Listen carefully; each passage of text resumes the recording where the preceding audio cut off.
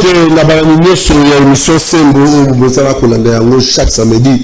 Il y a 21h, les autres, les autres sous ma solo. Na Italie, République démocratique du Congo, peut être bête à Mingi Masono à peine la ville, province à Kinshasa. Surtout que l'élection, il y a un gouverneur et que vous avez la calamité. Na mois d'avril, j'ai commis qu'au fond, na Italie politique, lobby 15, il peut rentrer parlementaire au niveau de l'Assemblée nationale. Malembe, tous autres, la caca, calamité, Mokozamboka, Pesa Biso, Combo. Il y a mon toit, vous avez niveau à primature pour les balles la français, puzzle, et malembe, pour se former, institution Evanda, token de Liboso pour Congo, ils ont besoin de Liboso. Lélo, n'a pas quoi, Lélo, n'a Moko, il y a au cadre, il y a ACP, comme on a un des coquins de tequila, la 20 000, vous voyez déjà, dans des coquins, tout le monde à Masono, il y a Italie, il y a un parti politique ACP, mais les sous-sous, sur la Italie politique de manière générale, à la République démocratique du Congo, le King Tequila, Mbote Boni. Bien de qu'on a CP les sous au Monayo après dernière mission au Salaki. Vraiment félicitations et monsieur Zalaki beaucoup suivi. J'ai eu des retours positifs. Donc je crois qu'il faut continuer à lancer Wana. Et merci beaucoup de m'avoir reçu une fois encore. C'est vrai que je ne vais pas passer le calendrier est très chargé, mais tout le monde est niveau ACP. Après ma bonami, résultat est bimi, au niveau législatif, que ce soit à niveau de la députation nationale, à niveau de la communauté, à niveau de l'Assemblée provinciale, dans l'ensemble, état d'esprit au niveau ACP. Merci beaucoup. L'ACP, Alliance des Congolais progressistes, le parti cher à son excellence le gouverneur de la ville-province de Kinshasa, Jean-Tilingo Bilambaka. Le deuxième ou la deuxième force politique dans la ville-province de Kinshasa se porte merveilleusement bien. La Kanisa Bolandi Nengo Tikoloba Awa, élection Nengo Kanaki, je crois que tout solo là qui en haut, na moi monsieur le Kanaki, comme Ndenge Tolobaka, nous sommes des légalistes. Biso tozawana juste pour nakolana o mibe kwa mboka zokotinda parce que nous sommes un parti où ils appartiennent à combattants, au parti où ils ont la vision pour la Congo, mboka na biso Congo, na tout où ils allaient lire. Même que l'équipe là qui est élection acharnement, on a ACP acharnement. Babaki c'est sur 4 sièges. Non, Babaki c'est acharnement, ils allaient mibe kwa mboka zokotinda. Non, Babaki c'est libisoté, mais to zongi na droit na biso. C'est libisoté loko la litabisi. Non, Babaki c'est libisoté, balandi procédure normale, ba moni que il y avait des candidats à ACP au Bazala qui injustement invalidés, injustement balongola qui bango na ba vote na bango. Exactement, je crois que to suki wana te tozo zela les sous cour constitutionnel avec les sous côté la biso na niveau ya ba députés provinciaux parce que tozana masolo parce que il faut qu'on se le dise, ACP c'est le grand parti dans la ville à Kinshasa. Juste 3 ans après sa création, il n'y a pas un parti dans Kinshasa où il est tellement collègue ACP. Parti où il est tellement pour nous soutenir la vision à chef de l'État. Comme je ne cesse de le dire, tous les qui battent Yambo, na Congo, Yakoloba tout haut, pendant que les autres hésitaient encore que nous avons un candidat, nous avons choisi un candidat, c'était ACP qui a choisi le président Félix Tshisekedi Antoine comme candidat à l'élection présidentielle. Et Dieu merci, Nzamba Yoki Biso, et aujourd'hui le président de la République a été réélu massivement, et ACP a contribué beaucoup à la réélection de la chef de l'État. Non, attends, il y a parti nous nous pensions même que Tolinga qui soit plus de députés que ça soit dans le niveau. Vous n'avez même pas 5 ans. Et parce que tu banné Kalaming, que tu as député, non, c'est question de vision, question de projet de société, question aussi à management au leader Nabiso, à Sala qui n'a vu la Kinshasa, et par rapport aussi à Moussala Naye, en tant que gouverneur, il y a vu le province à Kinshasa, où il y a des autres au monde. Et peut-être si les gens ne veulent pas croire, ou bazon dimate, biloko ngobila sali, il suffit seulement de regarder. Toujours le bango plusieurs fois ici qu'on nous présente un seul gouverneur depuis 1960.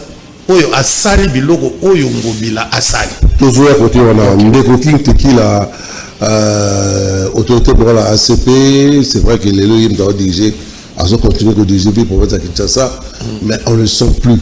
Moi timide, est-ce qu'Azali influencé à comme au Banga il y a un problème à comme tout le monde le voit comme si Les Camerounais, ils n'ont pas gentil. Moi, c'est un politicien aguerri, ayebi de quoi il est question et de quoi il s'attend.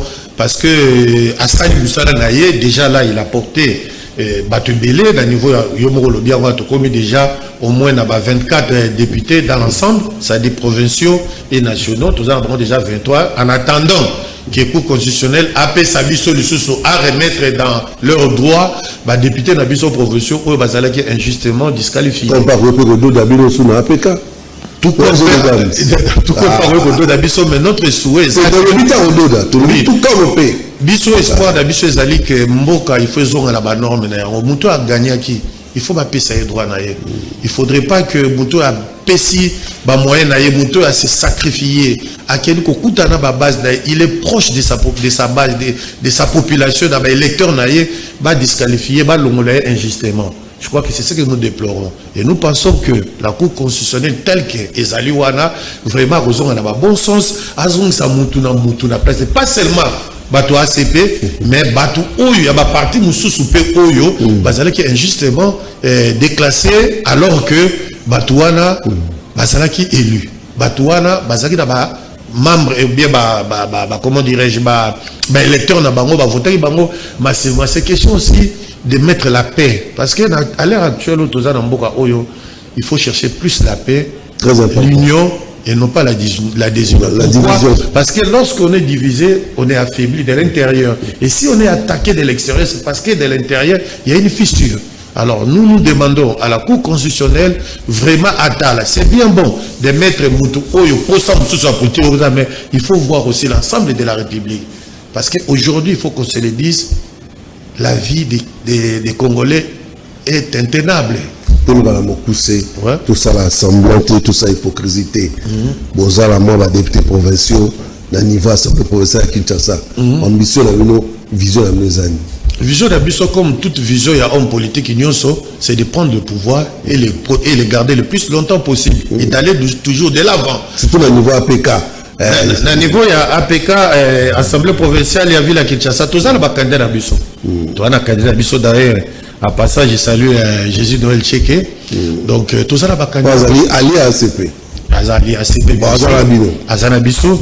Donc, bon vent lui, s'il arrivait que Abima, c'est que notre souhait en tant que président et assemblée provinciale, il y a vu la Kinshasa. Mais la gouverneura, n'a ambitieux à soutenir. Non, ambitieux, parce que jusque-là, nous devons reconnaître que Ngobila a vendu, il est en retrait, non pas parce qu'il a peur, il est en retrait parce qu'il est en train de lire la politique autrement.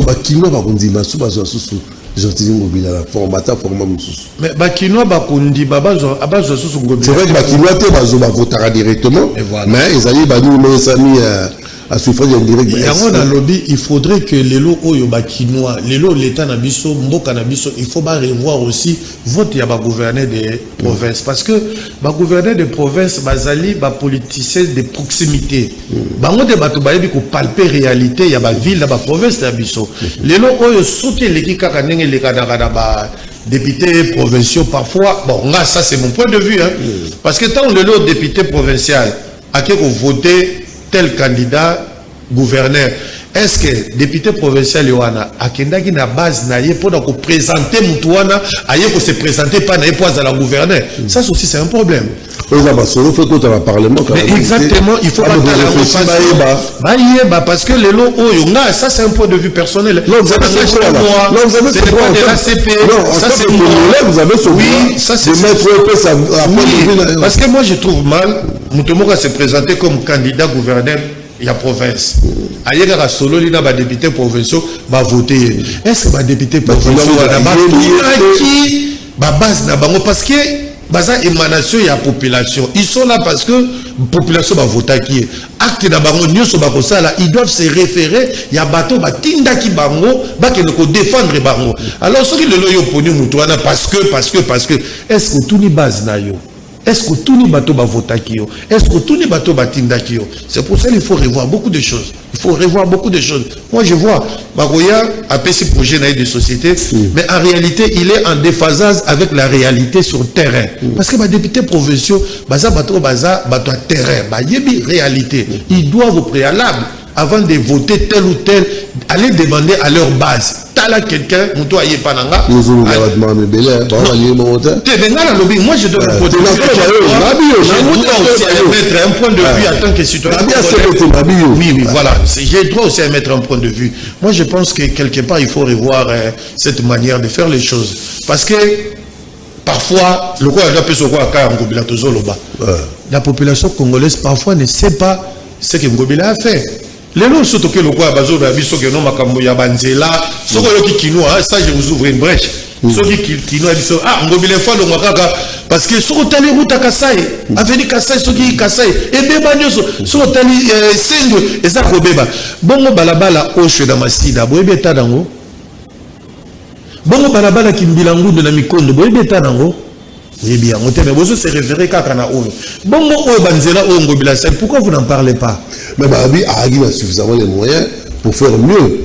Non, suffisamment de moyens, je vous informe que la ville de Paris débourse au moins 580 millions d'euros pour la sécurité.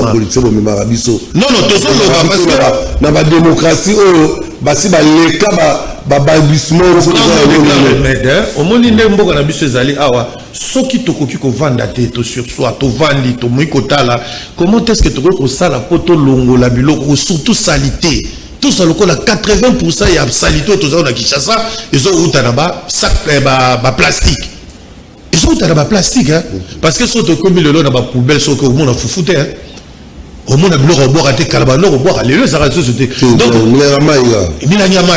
alors maintenant il faut avoir une politique. Nous sommes dans un monde de consommation chaque jour nous devons vivre avec les plastiques même dans ma poto ils ont du mal à éradiquer ces phénomènes parce que nous devons vivre avec malgré qu'il y a des bidons de plastique biodégradables mais la consommation fait en sorte que on ne peut pas tout éliminer. Maintenant, qu'est-ce qu'il faut faire? Il faut s'adapter avec ça.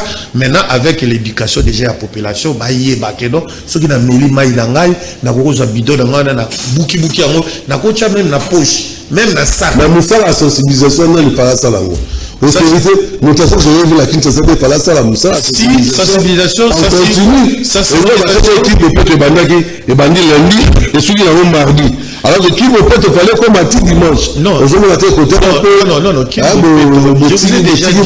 Je vous avais déjà dit ici lors de notre dernière émission que Kinbopeto c'est une vision. Et dans Kinbopeto, il y avait beaucoup de facettes. Il n'y avait pas que la partie salubrité. Il y avait partie infrastructure, il y avait partie embellissement de la ville, il y avait une partie sport, il y avait une partie sécurité. Mais les Congolais, les Kinois, ils se focaliser dans Kinbopeto. Les mots Bopeto pour les Kinoises et Kinois, ils allaient à la ville, ils faisaient à la propre. Les villes, ils faisaient à la propre. Il faut que les Congolais, les Kinoises participent. S'imprègne, s'approprie la vision. Non, on peut sur exemple, Kende wana banzela ongo bila sali, par exemple, le la chaba, banen, Kende talanzela non commis praticable, non commis, bah comme utiliser en côté, mais allez-y voir, tous les caniveaux sont bouchés maintenant. Bah plastique est belé, non nzela kutu, bâti asphalte mais ça déjà bouché. Banzela on peut où là? Tebe non, où mais là, et le revenu c'est où mais là, parce que bah comme la souga manda, banzela est comme la continuité de l'État, il a fait ce qu'il a fait, malgré que lui n'a pas trouvé ce que les autres ont fait. Mais oui. Au moins,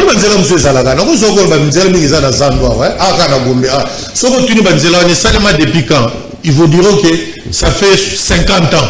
Est-ce que vous pouvez par exemple,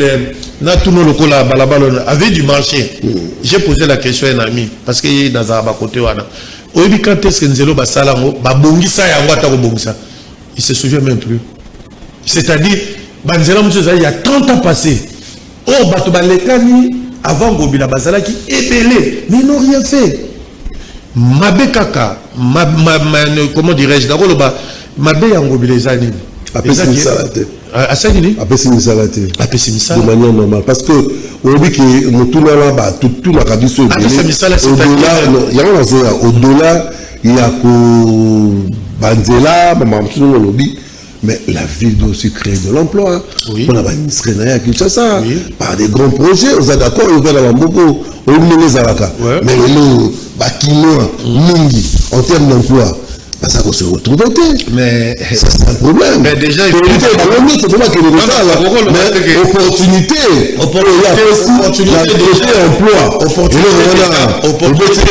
opportunité déjà. Nous avons des plastiques qui jongent le sol partout, tous les bouteilles. Est-ce qu'il n'y a pas quelqu'un où il y a beaucoup de bouteilles pour en fabriquer des dalles, des bancs? C'est ça aussi. Et ça va rater que l'État, vous savez que... Mais impulsif ou t'es pas l'État? Mais l'État, déjà, quand Azopé Sabilo, déjà, la sûreté de la télévision, pendant la campagne, vous verrez, pas campagne, il y a élection, pendant la campagne à Kinbopeto. Mais monsieur, les gars, n'est que belé. Macabo belé, les gars, on a donné aux Congolais, aux Kinoises et Kinoises, la possibilité d'investir dans les domaines OYO, par exemple, l'environnement. Tu sais que ça vous ça là. Si vous avez vous appelez le logis 200 pouces. Au sali bango ba pouce. Au lati bango ba tenu. Parce que bato bazora mbongo chaque jour baleka na banda bazora mbongo. Mais biso sosi na ces années na tongi banda ko belé mutu mo na 10 immeubles. Et demain il va mourir. Qu'est-ce qu'il laisse au pays? Donc moi je crois que problème le pays nous appartient tous. Et si nous voulons que ce pays change, tous nous devons y mettre nos droits, notre savoir, retrousser les manches et travailler ensemble pour que ce pays change. Tant que nous n'allons pas prendre conscience, il y a état ya mboka na biso, mutu moko te akoya libanda ko ya ko lakisa biso yango. Botango bato ba Kinshasa za na chance, yo mo ba ni.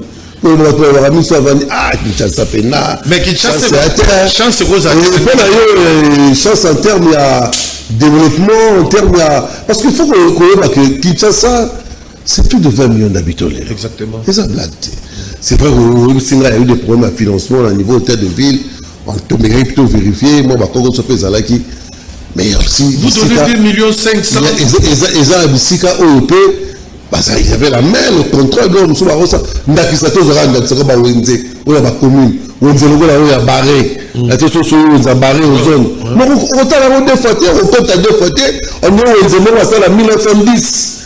Alors que c'est la commune au gouverneur à Vandaka. Aux yeux, on a la bandale. Au Yebi. On a bandale. Mais c'est. Il y a un billet comme au niveau de ça là qui mis à part Banzela, on peut réfléchir ensemble pour permettre à moderniser ma ressource. Parce que il y a ma commune, et vous avez la précaire. Par contre, est-ce que la ville Moutazali? Mais parce que aussi il faut donner le pouvoir na commissaire de zone Otobek Bourgoumès. Qu'on peut savoir au pouvoir exactement voter non, il faut leur donner aussi les moyens d'exercer ce pouvoir là. Notamment les moyens financiers. Mais parce que aussi au niveau pour la plupart au niveau il y a ville, au niveau il y a gouvernement central. Moi je ne pense pas que rétrocession et ça les maca à la hauteur. Il y a des tâches aux villes à Kinshasa et Zadina. Je vous ai dit ici que la ville de Paris débourse au moins 580 millions pour juste l'assainissement. Mais quand vous allez à Paris, vous verrez qu'au Tanton encore, il y a des endroits où c'est sale. Mais alors qu'il y a 580 millions qui sont déboursés chaque année pour l'assainissement. Mais on a vu la Kinshasa. Le gouvernement a fait sa ville à Kinshasa, Mbongouboni. On a parlé de 2,4 millions et 2,5 millions qui ont été versés que 5 ou 4 fois. Pendant les 4 ans, il y a mandat, 5 ans, il y a un an. Et d'ailleurs, je voulais dire aux Congolais que Biloko Nyosongo, il a sali la ville à Kinshasa, et ça il y a 2 ans qu'il a fait ça. Parce que pendant le mandat d'ailleurs, il y a besoin de la Covid. 2 ans qu'il y a la Covid. 2 ans il a sali. Une année où il a pour préparer l'élection. Mais pendant ces 2 ans, ce qu'il a fait, moi je candidat, mais potentiel candidat, il y avait la Kinshasa. J'aimerais que ces candidats nous disent exactement de quoi reproche-t-il à Ngobila. Et que les Kino aussi. Parce que nous risquons de tomber sur des discours politiciens. Comme j'ai suivi quelqu'un, un des candidats, dire que dès que tu coûtes à régie à financement, ils allaient belé, notamment la DGPEC, mais malheureusement pendant l'époque de Kinbuta, DGPEC et Bandoko Tsambongo autant, mais Nathan Ngobila et Kiti. Mais la DGPEC a été créée par Gentili Ngobila, c'est pas Kinbuta, c'était en 2019. Ça n'a jamais existé avant Ngobila. Vous voyez, déjà quand vous amenez des discours qui ne cadrent pas avec la réalité, mais déjà pas de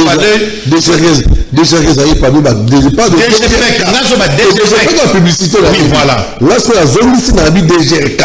Ouais. Et il y a Aïkokuta. Ouais. Et celui-là qui mouta bien, qui me sale, ça l'a rappelé, Malonga de temps. Et ça le matin. Et ça, voilà, il est pour compléter ça le matin. Mais, et pas là, tout le monde DGRK, on dirait. Abetiango Kara, non, Abetiango Kara, parce que Mbongo. Non, Cassimo. On dirait, regarde, Mapena DGRK, et ça, les moussalate, parce que Mbongo, le lot, Villa Kinshasa, les autres Tonga Banzela, Villa Kinshasa, les autres salles, les autres salles.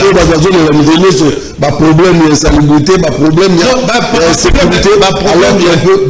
d'insalubrité. J'aimerais que, là, je ne défends pas Ngobila. Franchement, je ne suis pas là pour défendre Ngobila. Bien que dans un Mouto ACP, mais je voudrais plutôt Mouto Akoya après Ngobila a cerné le vrai problème. Il y a vu la Kinshasa. Sinon, au risque de faire la même chose, répéter la même chose. Et Batobako Yinae. Et reste pas pour Ngobila, quand bien même sera au Kenenae, au moins, on verra les routes qui ont été construites pendant son mandat.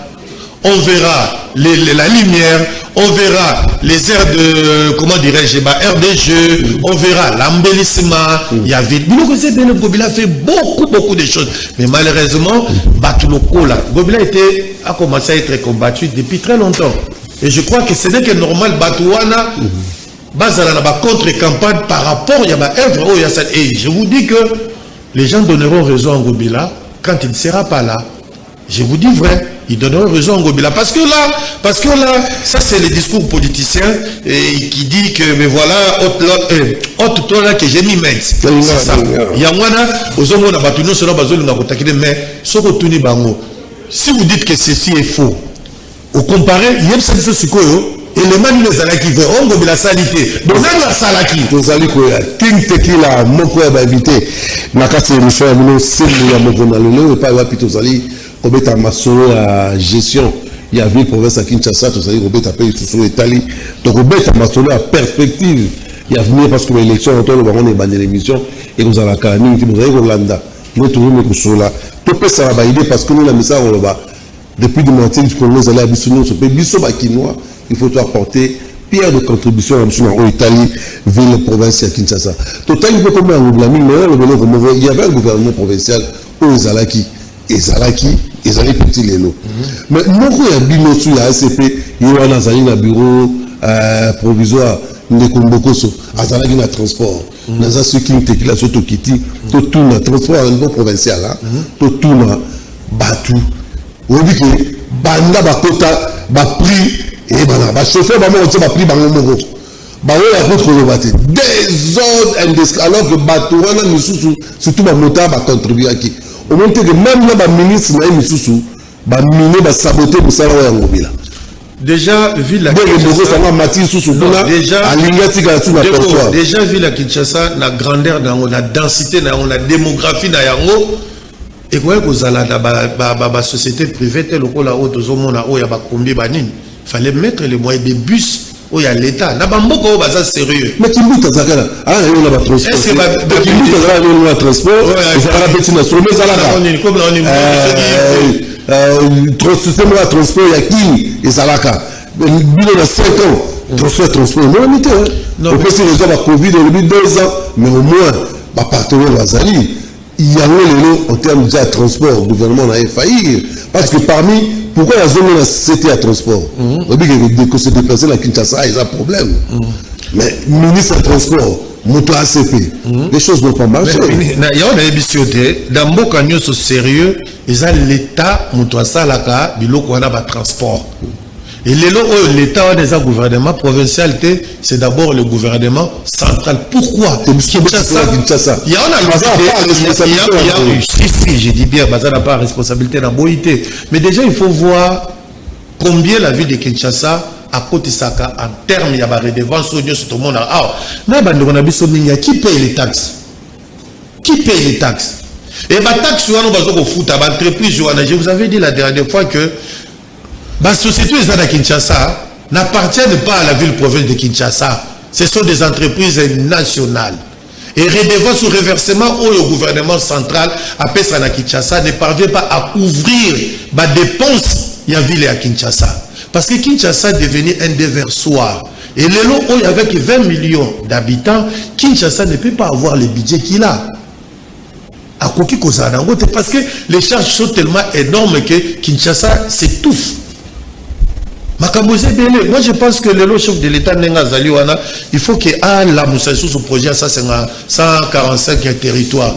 Et vous avez moyen de désengorger la ville de Kinshasa. Mon frère, tout le monde doit avoir la province, souci n'est à Kinshasa, parce que nos provinces meurent chaque jour. Le King Teki a gouverner ses pouvoirs. Oui. Dans la réponse pour dire que il fallait anticiper parce que si on dit pour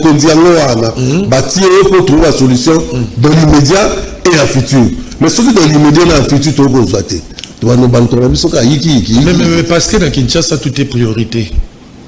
Nous sommes dans Kinshasa. Non, il faut à la photo. Il faut à la photo. Maintenant, par où commencer? Et pour commencer quelque part, pour la place, il faut aller à la balle, savoir la cause de tout ce que les Quinois et Quinoises vivent sur population. Moi, je ne refuse pas que Bato Baya na Kinshasa, mais quelque part, il faut battre. Parce que mon frère Bato Bazana Bandoundo, on a parlé ici avec vous. Moi, on a connu à Tangi classe d'ailleurs, à eu diplôme d'État. Il faut qu'on ait université. Mais bon, on a Bandoundo, université à Biezate. On a une bande.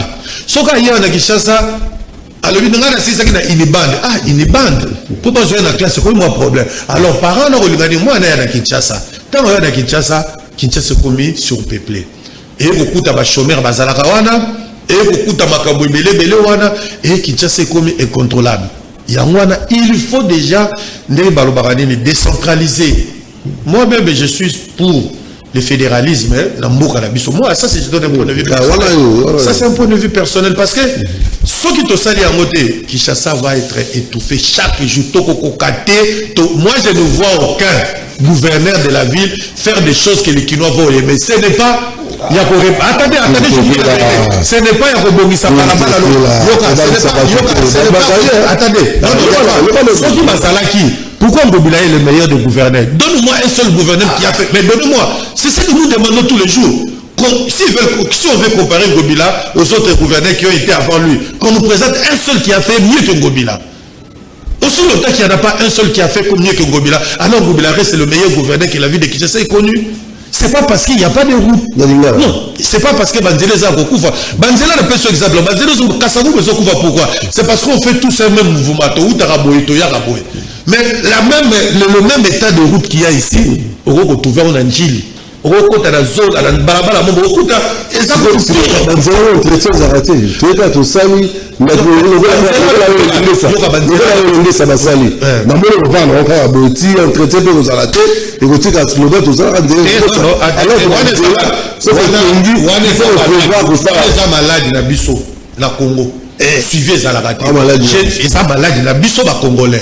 parce que je suis allé voir l'installation où il y a Jeux Olympiques et pardon, Jeux de la francophonie. J'étais au stade de Tata Raphaël. Papa, je vous ai dit, j'ai dit, mais ça c'est de l'argent jeté par la fenêtre. Comment vous ne pouvez pas imaginer un seul instant que on a dépensé les gens,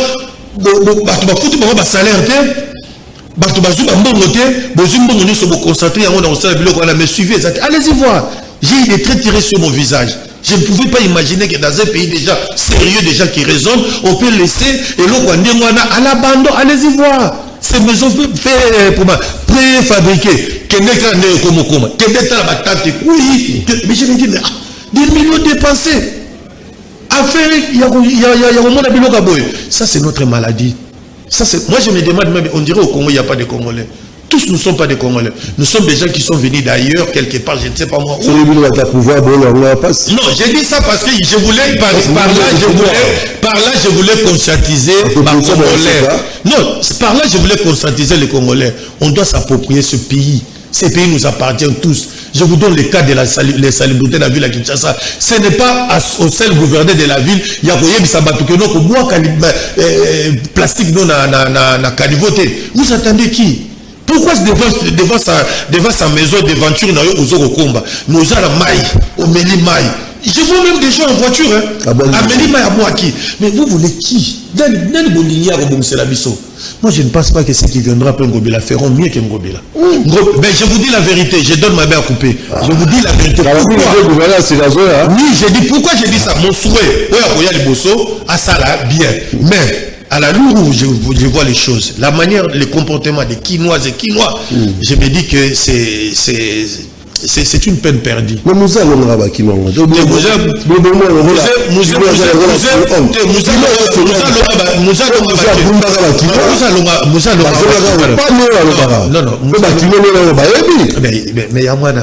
veut dire qu'il faut rigueur. Mais rigueur, même au niveau provincial, il n'y a pas de rigueur. Est-ce qu'il y a un télo nous sommes un télo nous sommes dans Kinshasa. N'a pas battu nous sommes bandés nous sommes bastés balobosa na Kinshasa tozana Kinshasa. Il n'y a pas des gens qui peuvent raisonner de telle sorte que non et nous dans ça les ambientés. C'est pas question d'hommes politiques, c'est question d'abord de nous-mêmes les Congolais. Nous devons nous approprier ce pays. Ça nous appartient. Ce n'est pas aux politiques de faire à notre place ce que nous devons faire. Mais quand on fait mise en application à la texte des actes, les zali sur le salibo, ma péché à monde, bakanyobo, aux apparents, on a famille. Parfois, on a $10, l'anda comme ça, on a 20. Mais jour, on a $5. Je souviens, maman lambi le l'homme a foutu papa. C'est-à-dire, c'est juste pour dire que non, aujourd'hui on n'a rien, mais contentez-nous de ce que nous avons. Moi je pense que la situation à Mboka Nabiso, il nous faut un sacrifice. Il faut que les Congolais se sacrifient. Tout le monde. Il faut que tout le monde se sacrifie pour que Mboka ait changé. Tant qu'il n'y aura pas de sacrifice, moi je pense que. Et déjà, je vous annonce, Nazo Sabino, ce qui est au problème, la salubrité, ce qui est aux mesures draconiennes, exoamité, nous aurons de sérieux problèmes. Les poissons vont mourir dans l'eau. Parce que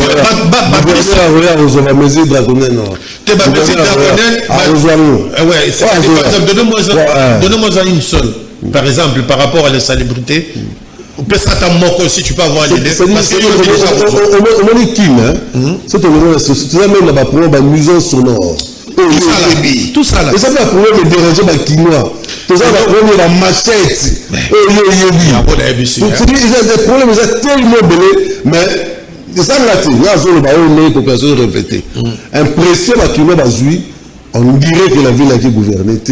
On dirait le laxisme. Par rapport à quoi? C'est juste la sécurité. Parce que le problème est la sécurité à Kinshasa. Je parle de Kinshasa. Le problème, il y a la nuisance sonore. L'église, la barre, alors que le ministre provincial, ministre intérieur, il y a l'époque tant à Kotara. À ça, un cheval de bataille, mais que bar, il y a une classe à bas de mais ici, la raga. Non, mais parce que. Non. Nous, on est volontaire aussi. Volonté, si la Kandengeni, volonté, si la lorsqu'on n'est pas suivi, il n'y a pas la part de responsabilité, l'engagement, la participation de la population.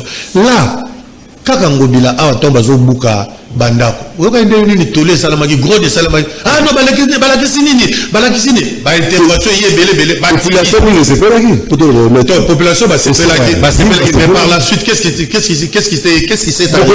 Par la suite, pourquoi on a autant là?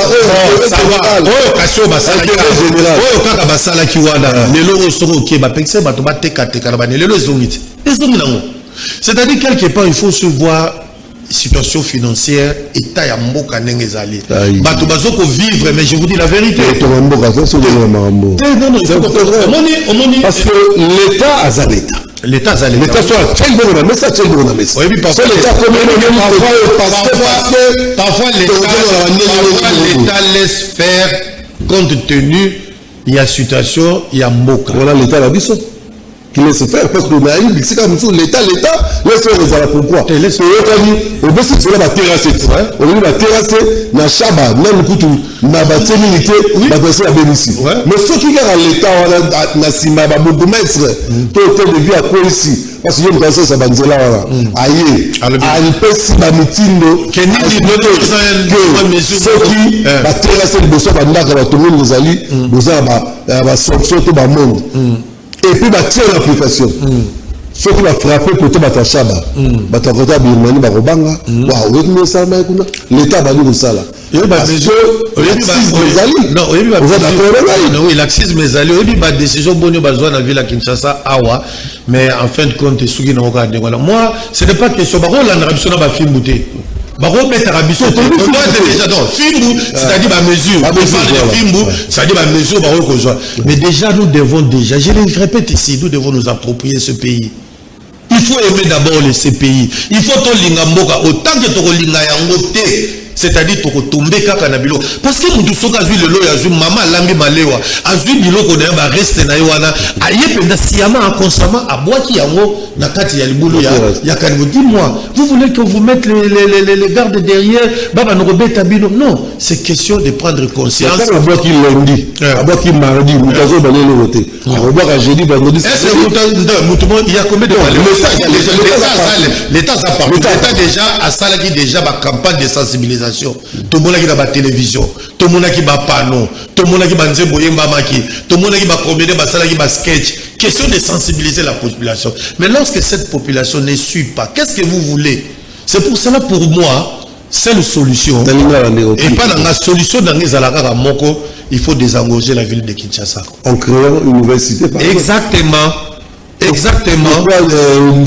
La réflexion à ta projet pilote. Parce que c'est vrai, le lobby, ils allaient soucier à tout va désengorger la ville. Mais nous, le lobby peut pas mikakatanoser belé.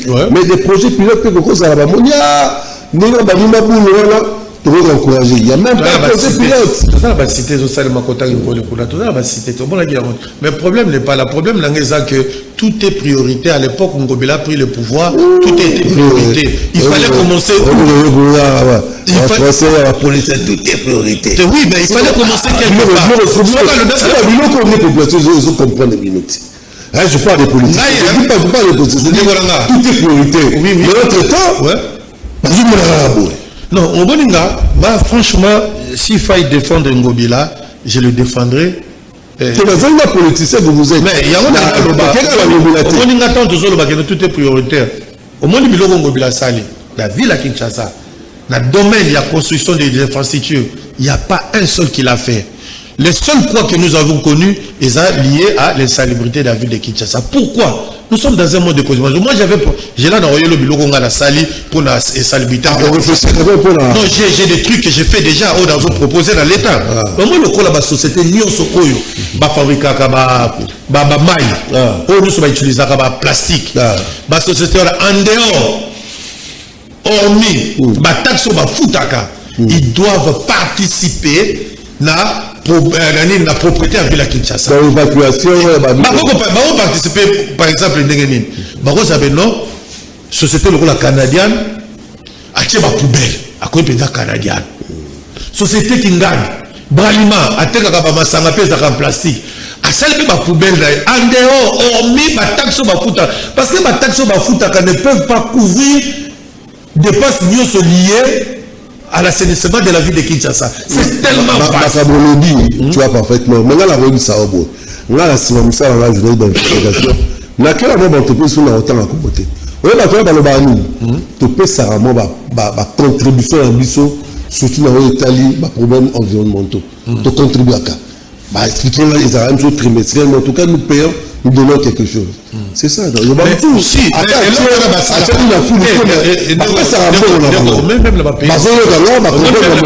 même la pays où ce soit, parce que le problème c'est à Bisso, les pays nous appartiennent, c'est un beau canabisso. Qu'est-ce qu'on doit faire? Il ne faudrait pas que ceux qui sont en bon côté, on doit, avec le peu que nous avons, chacun doit amener sa pierre de bâtisse dans l'édifice. C'est-à-dire, la société, en dehors, il y a un bon mot, Pesaka. dans chaque entreprise, il y a des fondations. Dans la fondation, tout le monde a Vodacom. Ça va donner l'école, tout le monde va utiliser la plastique. Et deuxièmement, il faut le lot dans ma toya bakinois. Ça,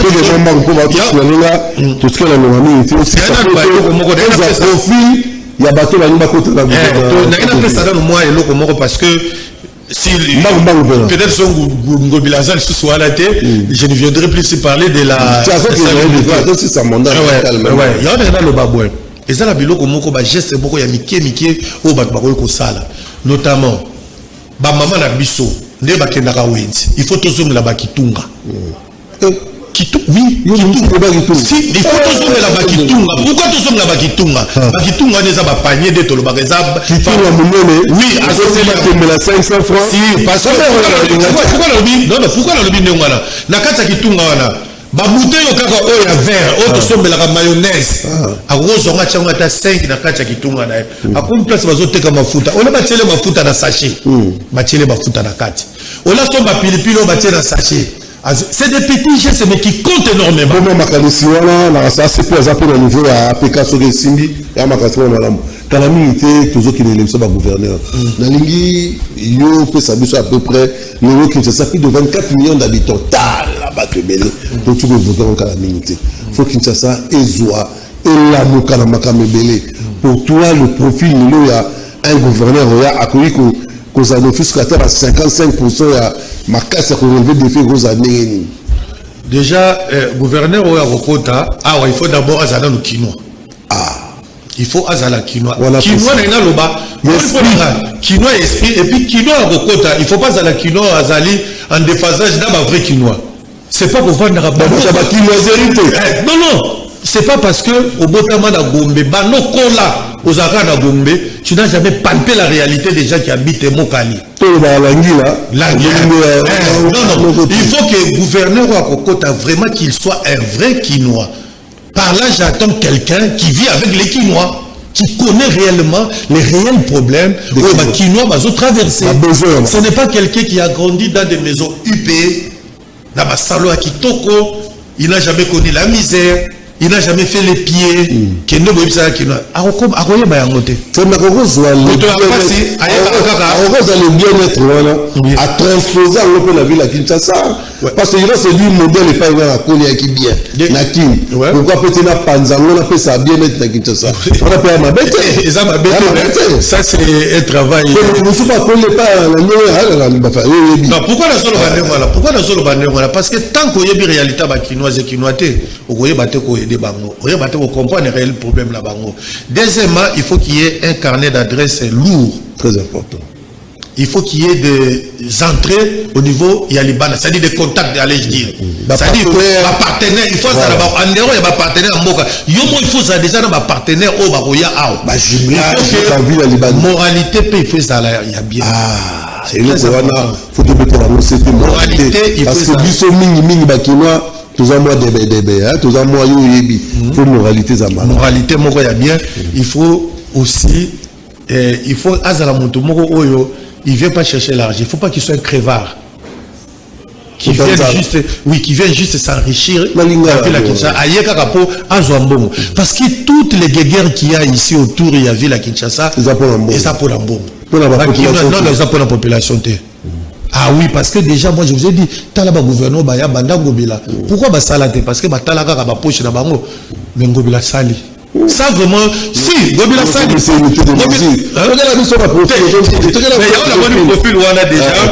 Il faut qu'il soit rassembleur.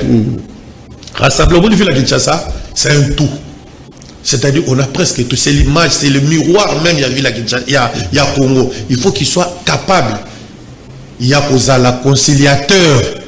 Il y a ma tendance, pas la politique. Au bout de la Kinshasa, il ne faudrait pas que ça soit politique. Il ne faut pas que ça la politique. Il faut qu'il y ait quelqu'un vraiment qui a les réels besoins des Quinois et il en a la solution. Pas que parce que tous aboyés, il faut battre Moutou Boy. Non. Tu as tout ça là. Qui était qui a le porte à gouverneur, il y a un gouverneur, Makamuto na yo, ou à l'ingakota, et là on dit yo qui nous osé là. Ngai Kinois et là on est dans là l'environnement est à la sain. Kolia nanga quinoa, ça ne dépend pas de l'hôtel de ville. Kolia nanga quinoa dépend plutôt il y a l'état en général ou européen sanga misala. Mais ngai quinoa na lingi ville ya ngai image ya ville ngai est à la propre. Ville ngai est à la débarrassée de toutes les antivaleurs notamment Bakuluna et autres. Ville ngai ne le biba nuisance sonore wana parfois ça me fait très mal. À l'époque il y a musée. Bapekisaki batuba vanda maman vandi kotoyo papa vandi kotoyo bakaboli makolo. Mais pire oh dans le monde et pas bandi na biso ba motard. Une femme avant de liboso mobile za mobile na yete avant de na sima basali l'autre trajet. Comment vous expliquez cela? N'habite sur le monde à moi. Batumi au monde à moi si liboso mobile na sima basa couple té basa ba client. Ils ont ça. Basa ba client ba ko longa ville. Tikinga ça dis-moi qui ça fait? Ça peut être une femme mariée. Au monde peut ba quitter on ne sait pas ce qui va se passer entre pendant le trajet. Au monde ba ko ba sauter transport le va qui. Non même quand on a moto là il faut que ça va mo soko même moi c'est na sima. Mais oui, là le débat il va moto et ça va être facile. Il y a des solutions palliatives aux alliés pendant le bateau. Oh, le chat, ça part. Botier et les alliés, mini contrat pour la bango. Créer la ligne de transport pour faire le là, bango pour bloquer la bango. Mais bango va y pour que la nature aurait du vide. Bonjour, c'est le vote. Bonjour, c'est la première va transporter. Bonjour, c'est la moelle de dépassement, la petite chasse. Bango va y la bango. Et ça top. Moi, je pense que vous proposez mieux que les bango. Banane. Donc, c'est la condition par rapport à transport qui. Vous proposez mieux, vous proposez mieux dans le limon. Vous proposez mieux. Bon, et ça, la bilan on laisse faire par rapport à la situation. Il y a Moka, il y a un moment de sur l'État quand on a mis. Quand on a mis pas. Bon, dans mon coup, c'est la donc, pour le profil la gouvernance, il y a tout le monde d'abord au lobby. Quinoa, on a l'esprit à Ebi Quinoa, qui m'a dit qu'ils allaient à Kingston, Banini, Koti. Et puis, on a besoin de sécurité, c'est important. Mais ça, respect, nous avons battu dans le bâtiment. La ville doit créer des emplois. Oui. Il faut que ça mette ça là. Le gouvernement n'a pas de ça. Il faut que il faut qu'on dispatche le pouvoir, qu'on quitte sa pouvoir à la base. Il faut que le gouvernement, vraiment, je demande au président de la République de mettre les moyens qu'on paie sa ville à Kinshasa, moyens pour la ville où on a payé, une ville à Kinshasa et qu'on paie sa moyen na Bourgoumès. Parce que Bourgoumès, c'est gouverneur à ville à Zalikolo, mais bateau va faire ça la bazada, na c'est et sur le taliban commissaire des zones où on a trouvé Bourgoumès, c'est sur le taliban commis na bango. Surtout pour la conseil communal pour la commune. Donc, on espère que les amis vont nous sauver, nous ça là. Dans mon coup, c'est nous de la faire, dans mon coup, c'est nous de partir dans Souka. On a un message à repérer ça Souka. Non, on a un message à repérer ça kaka la bête kaka c'était na bolingo ya Kinshasa. Muto akokota, il faut qu'il ait l'amour ya Kinshasa. L'amour à Kinshasa, c'est pas se faire plein de poches. L'amour à Kinshasa, c'est de permettre aux Kinois de se retrouver. C'est-à-dire, c'est Kinshasa là qu'on aimait autrefois. C'est Kinshasa qui faisait rêver les autres villes en Afrique. Qui label. Il faut vraiment et si seulement l'État, gouvernement central met à la disposition, il y avait la Kinshasa, les moyens qu'il faut. Et deuxièmement, il faut que les Kinoises et Kinois s'imprègnent de la vision de celui qui va venir. Accompagner vision à ça c'est pas son gouverneur Ngobila Fouta Enango, les Kinois ne l'ont pas suivi, ne l'ont pas accompagné, mais ils sont les premiers à les critiquer tout en oubliant qu'il est le premier, peut-être, il sera peut-être le dernier à avoir fait mieux que les autres pendant 60 ans, et là je crois que Bakinois... Pour vérifier le Salamini. Merci beaucoup de plastique. Après l'élection à la gouverneure, plastique. Tout le monde qui a sous le solo, la solo et comme ça. Plutôt position de ACP par rapport à l'enjeu et c'est situé. Merci Kouparbola, merci Mike Kamoka au devoir réalisation, merci à toi Freddy Taki de l'Invasive, merci à toi Nekozulu Dimpoutou, merci pour la confiance, rediffusion à Sembo. Les amis dimanche, donc mais l'émission à Sembo, autant on a YouTube, nous au Kende, bon on a notre souvenir de King Tequila, mon coup au cadre et ACP dans l'Italie, ville province à Kinshasa, et puis tout petit peu Masolo, il y a gestion, il y a Ndeko Gentini, Ngobila pendant 5 ans, après si par élément, par argument, on a Bolandi, alors lui, il est vérifiable. Allez, merci beaucoup, Ndeko King Tequila. C'est moi qui vous remercie. Allez, bye bye, Tokutani, Osozali Kouya.